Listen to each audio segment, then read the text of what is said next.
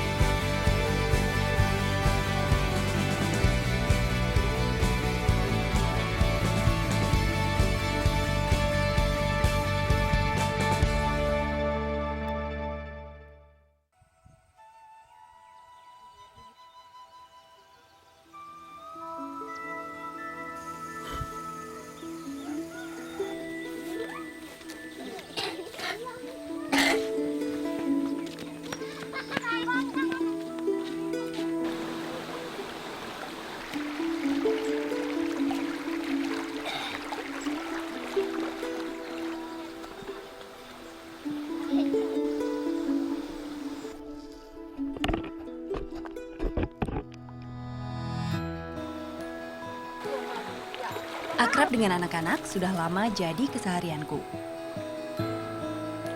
Seperti hari ini, tanpa ragu kuikuti ajakan mereka pergi main ke Sungai Fatutana.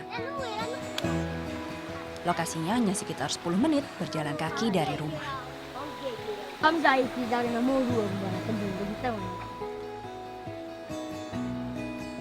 Di sela bermain, kuajak juga mereka belajar. Mudah saja, kami tinggal memanfaatkan apa yang telah disediakan alam.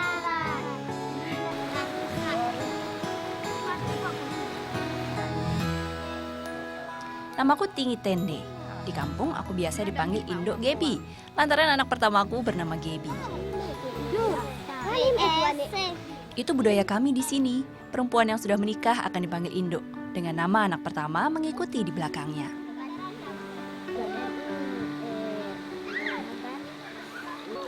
Aku dan juga anak-anak ini, kami semua bagian dari Tautawana atau orang Ta, salah satu dari sekian banyak masyarakat adat di Indonesia.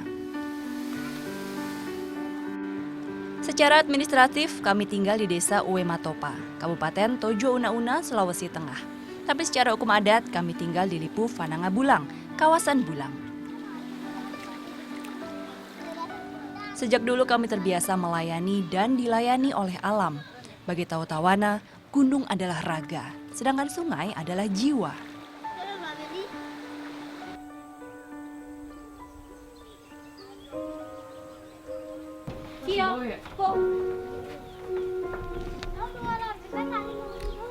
Namun satu hal jadi sandungan, pengetahuan kami tak banyak.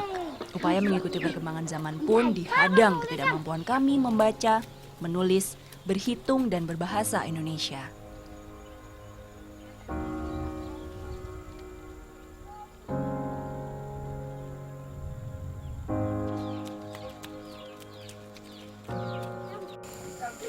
Di akal-akalan karena tidak tahu bahasa Indonesia, terus tidak tahu berhitung. Jadi kita dibohongi biasa. Bertimbang damar saja 1-2 kilo. Dibilang sekian harganya, sampai kemari uangnya tidak sampai dengan harganya itu. Biasa kalau dia 10.000 1 kilo, dikasih uangnya cuma 5.000, 6.000. Karena kita tidak tahu berhitung, ya terima saja berapa dikasih. Beruntung sejak 2005 ada teman-teman dari Yayasan Merah Putih atau YMP yang datang membantu. Dari hasil musyawarah kami sepakat membentuk Sekolah Lipu, semacam sekolah informal untuk Tautawana belajar membaca, menulis, berhitung, dan berbahasa Indonesia. Aku diminta menjadi guru karena kebetulan pernah sebentar rasakan sekolah formal. Melingkar. Tak sendiri, aku ditemani pendamping dari YMP.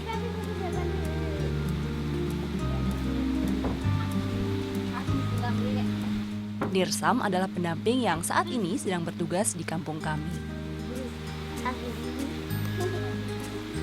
Cara mengajarnya itu kan tidak sama sekolah, tidak kayak sekolah biasa, tidak kayak di bawah begitu, tidak langsung pakai bahasa Indonesia. Jadi orang-orang mengajarnya itu pakai bahasa Ta. Sampai kenapa yang harus mengajar itu adalah warga sendiri yang mengajar, supaya mempermudah proses pembelajarannya juga.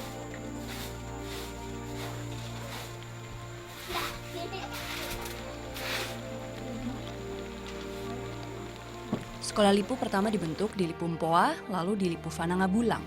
Total sudah ada 9 Lipu yang warganya terfasilitasi pendidikan dari sekolah.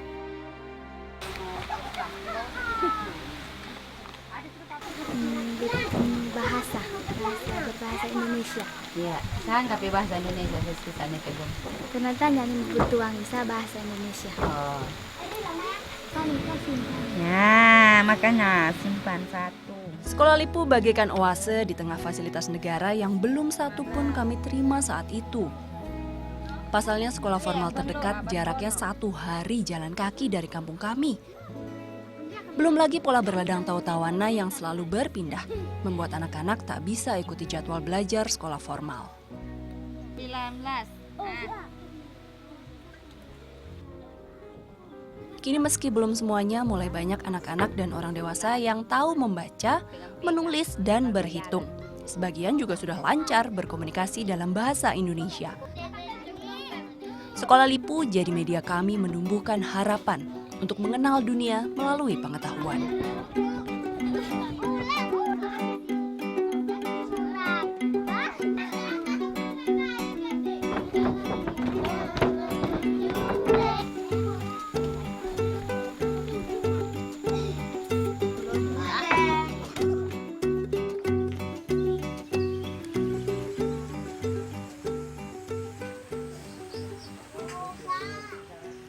Sejak awal Sekolah Lipu berdiri, sudah beberapa kali ada pergantian pendamping dari YMP.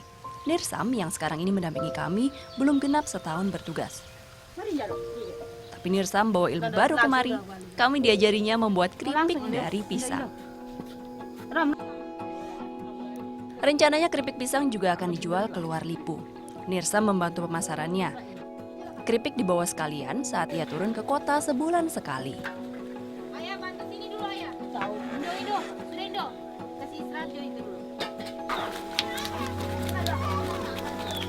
Semoga dari keripik bisa jadi jalan kami untuk berdaya, menyampaikan kabar keluar dunia bahwa kami ada dan punya karya.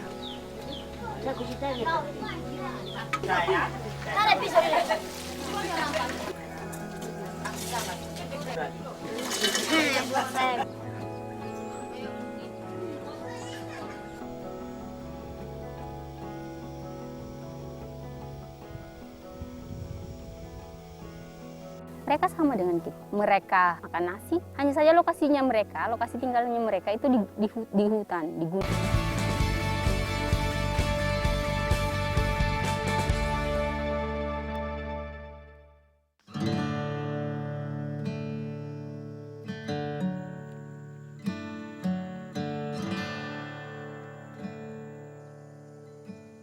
Kami, Tahu-Tawana, dikenal sebagai peladang tangguh. Sejak zaman nenek moyang kami hidup berpindah mengikuti lokasi ladang. Namun tempat tinggal kami yang berada jauh di dalam hutan seringkali membuat orang luar menilai kami sebagai masyarakat terasing. Mereka sama dengan kita. Mereka makan, sama, intinya sama dengan kita. Makan nasi, hanya saja lokasinya mereka, lokasi tinggalnya mereka itu di hutan, di gunung. Secara tradisional, pemukiman Tahu-Tawana dibagi menjadi 5 kawasan. Tiap kawasan terdiri dari 4 sampai 9 lipu.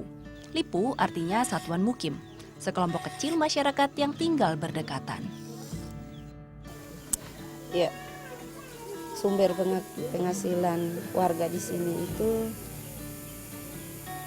banyak ya, ada di hutan, terus ada juga di sungai. Kalau di sungai itu mereka biasa memancing ikan, terus yang lain-lainnya itu dicari.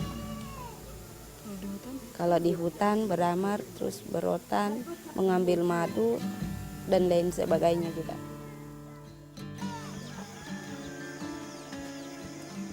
10 tahun lebih terlibat di sekolah Lipu bersama teman-teman dari YMP tak pernah ku sesali.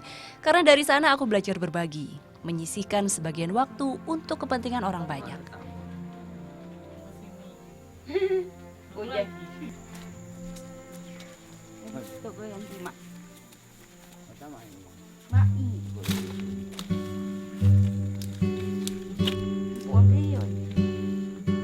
Saat awal diajak bergabung, aku sudah menikah dan punya seorang anak. Tanggung jawab yang tak bisa begitu saja ku tinggalkan. Beruntung ku miliki suami pengertian. Kan tiada lain yang mau mengajar. Jadi cuma karena mama Kevin yang bisa mengajar, kata dia. Jadi kalau tidak dikasih mengajar, mana anak sih dia mau tahu? Mau tahu membaca dan menulis.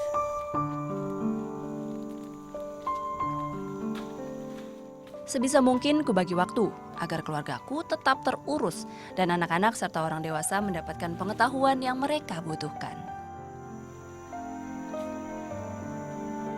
Cerewet ini cuma sayangnya habis jatuh tadi. Harapan saya anakku sendiri juga bisa sekolah sampai dapat itu pendidikan yang tinggi.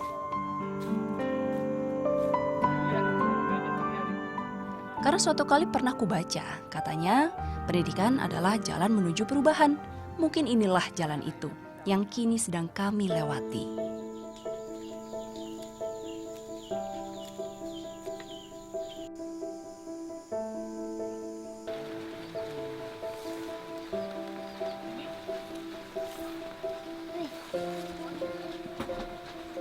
Perubahan yang sedang terjadi termasuk soal pemanfaatan hasil alam yang lain.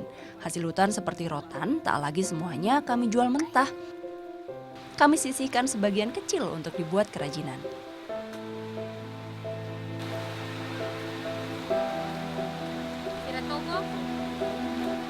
Dari rotan dan beberapa jenis dedaunan, kami bisa membuat dompet, tikar, gelang, dan banyak lagi lainnya.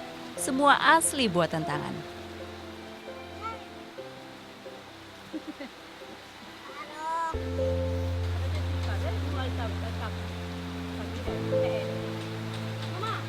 Hasil kerajinan ini nantinya bisa dijual langsung kepada orang luar yang datang atau bisa juga kami minta tolong Nirsam untuk menitipkannya di koperasi milik YMP di kota.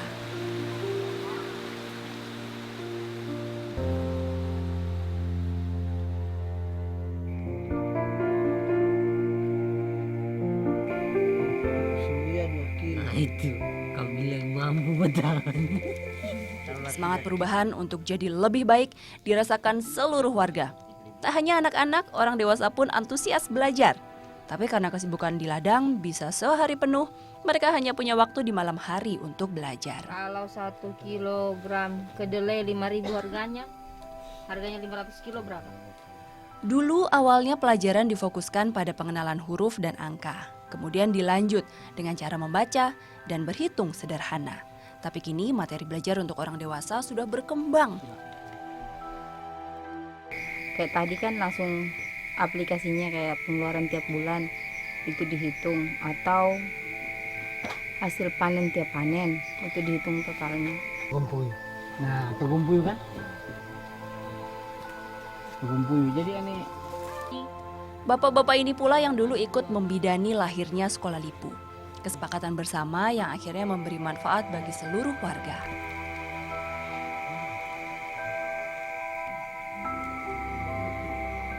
Sosoknya macam kayak orang tua, berarti lambat bapak.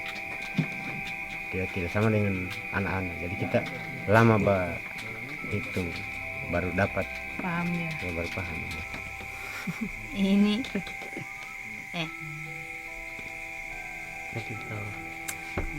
iya betul. berapa ya? Tak kan jangan kali kilo yang di. Untuk kelas orang dewasa seperti ini lebih banyak Nirsam yang mengajar. Putih Iya. 10.000. 10.000. Aku hanya sesekali datang bila anakku yang balita sedang bisa ditinggal. Tapi kini ada Piro. Ia adalah salah satu siswa sekolah Lipu angkatan pertama. Itu ingin pintar seperti yang lainnya, supaya saya itu bisa membaca dan menulis, bisa lebih paham, seperti jual beli begitu kan. Begitu. Orang seperti Piro inilah yang membuatku semakin senang. Anak didik yang tak enggan meneruskan ilmunya kepada yang lain. Hasil regenerasi sekolah Lipu yang kuharap tak cuma ada satu. Harangga. Dalam bumbu maksudnya ke dia.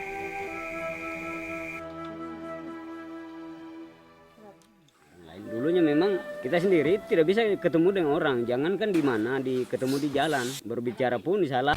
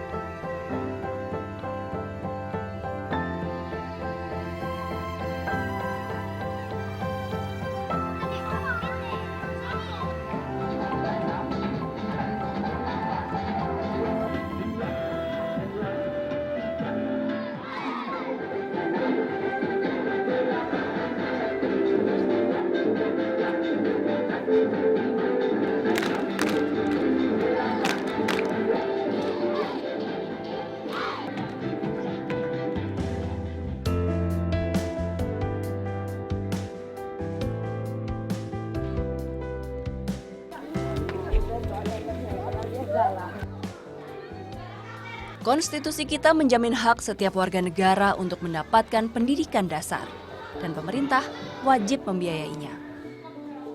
Namun bagi masyarakat adat seperti kami, hal itu seringkali luput.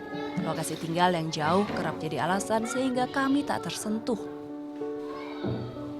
Rasmin, Anggun.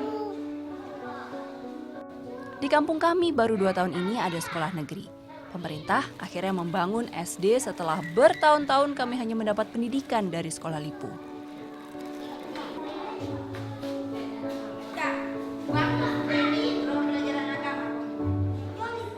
Katanya sekolah Lipu itu sekolah ilegal, padahal tidak begitu maksud kami. Tapi syukur juga sudah ada yang dari pemerintah membantu di sini.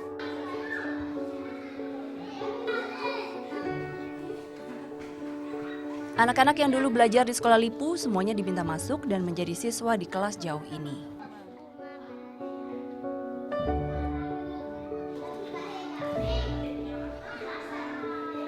Setelah ada SD, aku diminta mengajar honorer di sini. Aktivitas kelas anak-anak sekolah Lipu jauh berkurang. Paling seminggu sekali aku mengajar anak-anak di rumah di luar jam sekolah.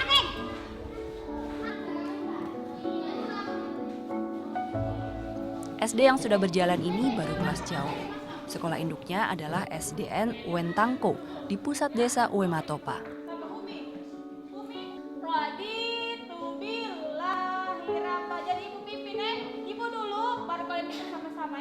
Baru ada 2 guru PNS, 2 guru honorer, dan 1 kepala sekolah. Guru PNS yang sebelumnya tinggal di pusat desa pun harus beradaptasi dengan kehidupan kami di sini. Kemudian mungkin ya memang awalnya beda sekali. Cuma lama-lama kelamaan memang sudah terbiasa, sudah nikmati sampai sekarang. Kalau memang saya tidak betah mungkin saya sudah dibawa, tapi sampai sekarang saya sudah terbiasa dengan anak-anak. Meski baru sekarang, tetap kami bersyukur setidaknya pemerintah akhirnya hadir dan melaksanakan tanggung jawabnya, memberikan fasilitas pendidikan yang memang jadi hak kami.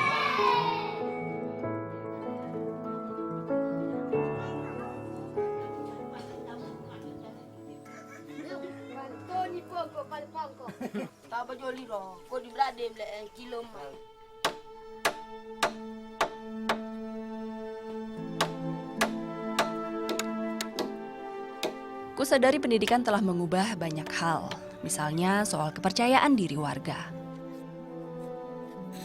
Dulunya memang kita sendiri tidak bisa ketemu dengan orang, jangankan di mana, ketemu di jalan, berbicara pun bisa lari. karena takut, karena menjawabnya susah. Dodi hanyalah satu dari banyak tahu-tawana yang kala itu ketakutan bila bertemu orang lain. Kini, lancar berbahasa Indonesia membuat mereka tak lagi canggung.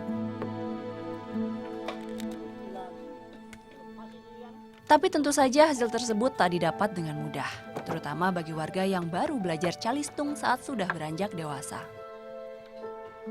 Susah, memang belajar ini susah. Dulunya itu memang saya sendiri, ya memang sama sekali saya tidak tahu modelnya huruf A itu seperti apa, B. Saya dikejar-kejar oleh teman, ya mari kita sama-sama belajar menulis.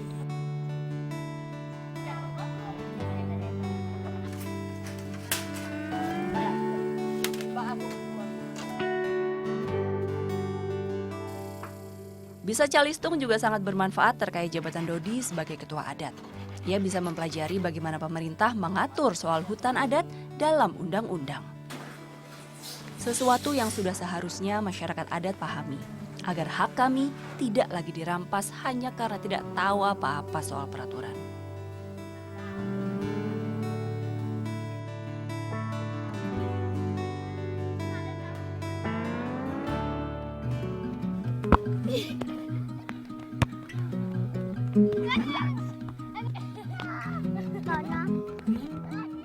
Pada perkembangannya, pendidikan bagi masyarakat adat seperti kami adalah awal terbukanya akses informasi dan pemahaman yang lebih baik soal hak dan kewajiban kami sebagai warga negara. Mereka juga sudah tidak dibodoh-bodohi lagi dengan mengatasnamakan peraturan inilah, peraturan itulah, karena mereka juga sudah bisa baca. Terlebih bagi anak-anak, pendidikan adalah jalan mereka mewujudkan mimpi agar stigma terasing tak lagi melekat pada tahu-tawana.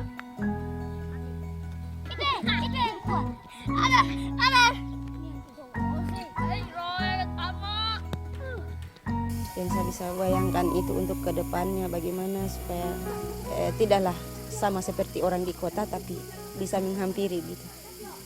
Kayak orang di kota.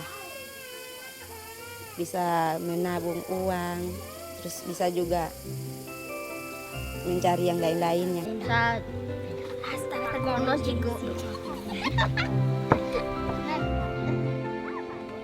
Meski tempat tinggal kami jauh dari keramaian, kami masih orang Indonesia. Dan anak-anak kami bagian dari generasi penerus bangsa ini.